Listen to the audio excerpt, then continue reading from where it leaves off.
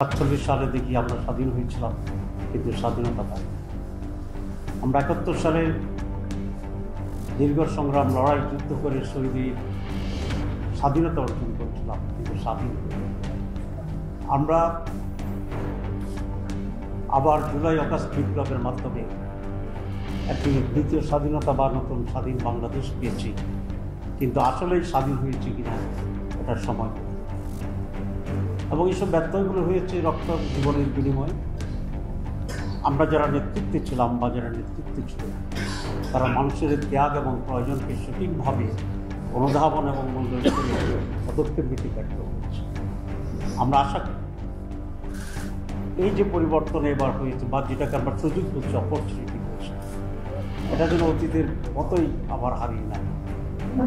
এবং সেই জন্যেই আমাদেরকে অনেক বেশি সাবধান হতে হবে, প্রয়োজনে কিছুটা খানিকটা কঠোর হতে হবে, এবং প্রয়োজনে মৌলিক বিষয়গুলোকে পরিবর্তনের জন্য, সংশোধনের জন্য সেইভাবে ভূমিকা পালন করবে।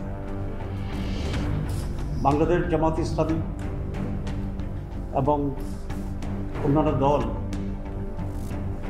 বিশেষ করে দেশের সকল মানুষের জুলাই আগস্টের পরিবর্তনে ব্যাপক ভূমিকা পালন করছে। এরকম মেসিভ এবং অল স্পেকট্রাম পার্টিসিপেশন অতীতের আন্দোলনগুলো থেকে এখানে শিশুরা এসেছে, বৃদ্ধারা এসেছে, বৃদ্ধরা এসেছে, যুবকেরা এসেছে, শিক্ষিতরা এসেছে, অশিক্ষিত। ৫ই আগস্টে পরিবর্তনের পরে ঢাকা মেডিকেল কলেজে আমরা গিয়েছিলাম, আমির জামাত, ডক্টর শফিকুর রহমান সাহেব হসপিটালে দেখা।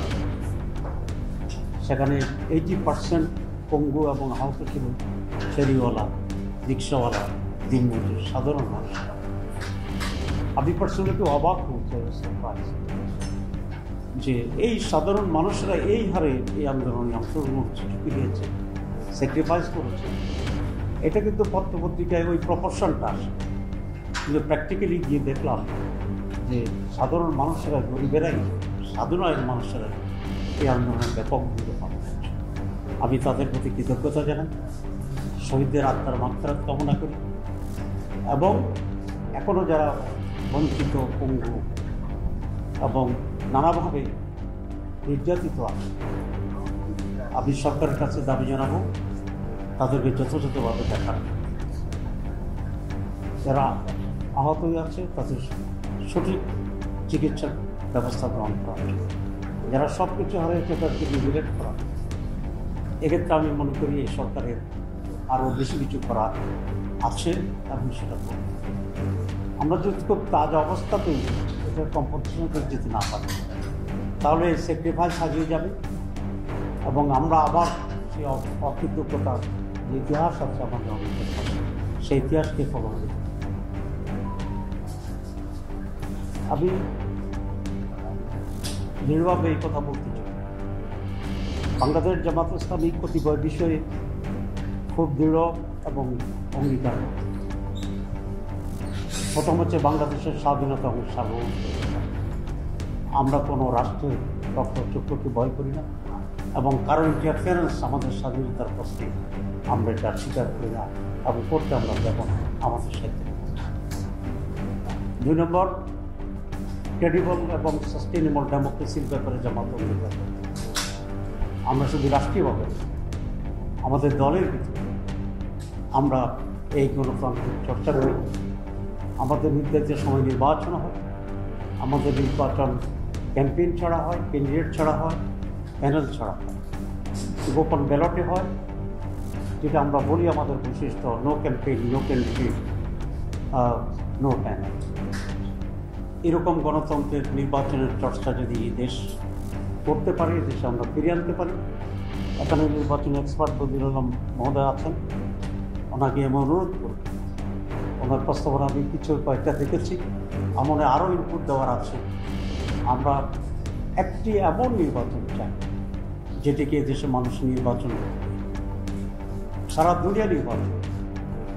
আজকে ক্রাইসিস আমি যেটা মনে করি, গত 3টি টার্মে কোনো ধরনের নির্বাচন, এবং নির্বাচন ছাড়াই যদি ক্ষমতায় থাকতে পারে, তাহলে যা করা দরকার জবাব দিতে যদি থাকবে না, সেটি তো হইতেই পারত, এবং তাই হয়েছে। তার পরিণতি আজকে তারা, আমরা সমগ্র জাতি এটা ভোগ করছি। আমরা এটা রিপিটেশন চাই না। আমরা একটি সুস্থ, স্বচ্ছ এবং সঠিক নির্বাচন চাই জামাত ইসলামী। এই ব্যাপারে আমরা অভিজ্ঞ, এবং এক্ষেত্রে আমাদের সার্বিক কোঅপারেশন থাকবে to make it fair and free. Jamaat Islami একটি করাপশন ফ্রি বাংলাদেশ চায়, কারণ আমরা মনে করি বাংলাদেশের আজকের এই দুরবস্থার পিছনে করাপশন হচ্ছে সবচেয়ে ইম্পর্টেন্ট। একজন মানুষ যদি করাপ্ট না হয়, করাপশন না হয়, তাহলে তো সেখানে আর কোনো নৈরাজ্য হওয়ার সুযোগ নেই। ভোট ছাড়া নির্বাচিত হওয়ার বড় করাপশন, পরিশ্রম ছাড়া টাকা আয় করা বড় করাপশন, দুর্নীতির নামে ডেভেলপমেন্টের টাকা নিজে নিয়ে নেওয়া বড় বড় করাপশন। যে তথ্য এসেছে এটা যদি সঠিক হয় যে 230 বা 35 বিলিয়ন ডলার বাংলাদেশ থেকে একজন বা দুইজন ব্যক্তি পাচার করে নিয়েছে, তাহলে এরকম আরও কয়েকগুণ হয়েছে। এই টাকাটি যদি এখানে শিক্ষার জন্যে, স্বাস্থ্যের জন্যে, খাদ্যের জন্য, বাসস্থানের জন্য, উন্নয়নের জন্য, যাতায়াতের জন্য যদি ব্যয় হতো, তাহলে বাংলাদেশ আজকে এই পর্যায়ে থাকতো না। আমরা অটোমেটিক্যালি অনেক বেশি এগিয়ে যেতে পারতাম। সুতরাং এই corruption free society in Bangladesh, এটি আমাদের সিরিয়াস ডিমান্ড। এবং আমরা চাই একটি উন্নত শিক্ষার তৈরি করা এবং মোরাল বেসড, অ্যাকাউন্টেবিলিটি বেসড, জবাবদিহিতার সমস্যা আজকে সবচেয়ে বড় সমস্যা, নৈতিকতার সমস্যা আজকে সবচেয়ে বড় সমস্যা।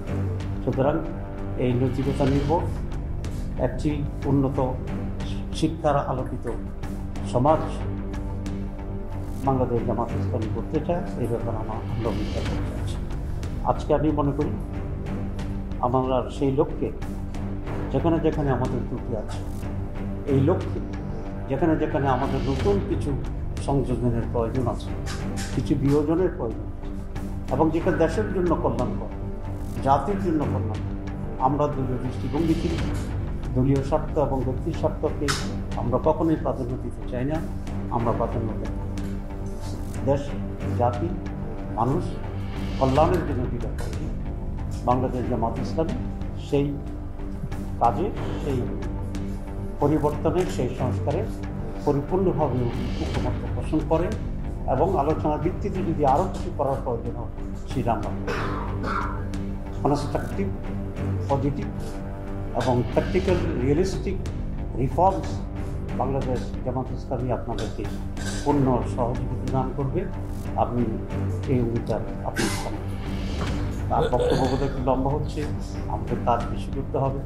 আমি আবার সবাইকে ধন্যবাদ করি। আমার সংক্ষিপ্ত বক্তব্য এখানে শেষ।